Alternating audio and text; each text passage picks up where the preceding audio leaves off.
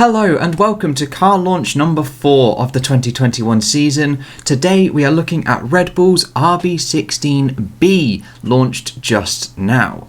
However, I didn't think it was actually launching today. I thought it was launching in a couple of days' time, so I wasn't really prepared for this one. However, they equally haven't released any photos whatsoever at all. So I found 2 previous ones from last year's launch, and there have only been 2 that I've seen uploaded so far. That is digital renders, as they have not done the shakedown, and I'm only really looking at digital renders for this little series, as that way we do get a look at the whole car under some decent lighting, rather than some dodgy ones of the actual car reveal. Because if you were to watch the actual Red Bull video that they uploaded, it's all spinny, flashy lights and panny cameras. You can't see anything about the car, whereas at least with these digital renders that I'm about to show you, they are there.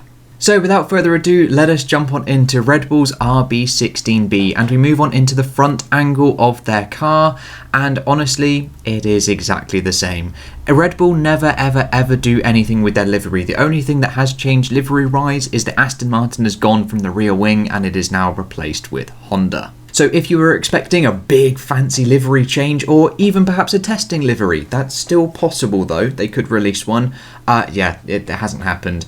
There may be subtle tweaks in the colours and positioning of some things, but there will never ever be a drastic change in the Red Bull livery, which sucks. I feel they should really definitely employ one of their testing liveries that they do, like their fancy camo liveries, or one from, 2017 or 2018, the like dark blue sort of digital looking one. They should do something like that. But moving into the second photo that they released, and it's a small little side-on. At least we do get a small little glimpse at what the floor is like. However, it is sort of concealed in the shadows. Again, we can see some small, very small little changes in the car.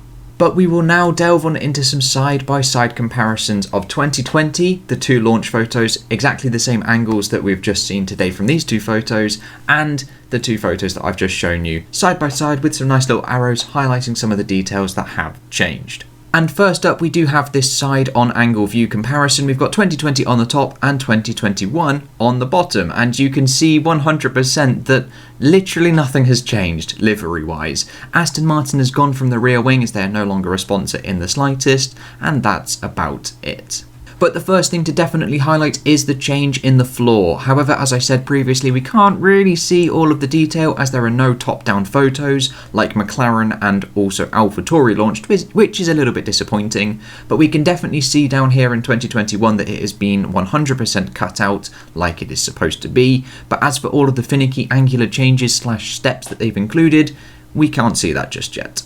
Then secondly, I may have to zoom in on this section a little bit, here on 2020, the barge board section. These are very vertical strakes just before the entrance of the side pod, and then moving down to 2021, they seem to be more angular. Now that's a very interesting approach, as very often teams like their nice vertical, perpendicular to the ground sort of strakes. They're not often going for angular approaches. But once again, I do feel like I need to say this, I'm not an aerodynamicist, so I don't actually know if this is a benefit. It's just in most of the cars that we've looked at in this little series, everyone has had nice vertical, straight, perpendicular strakes rather than angular ones, so it's interesting that Red Bull have gone this route. Now next up, this is a big one that you can't particularly see too well in this angle, but from the front view you definitely can. It is the cape.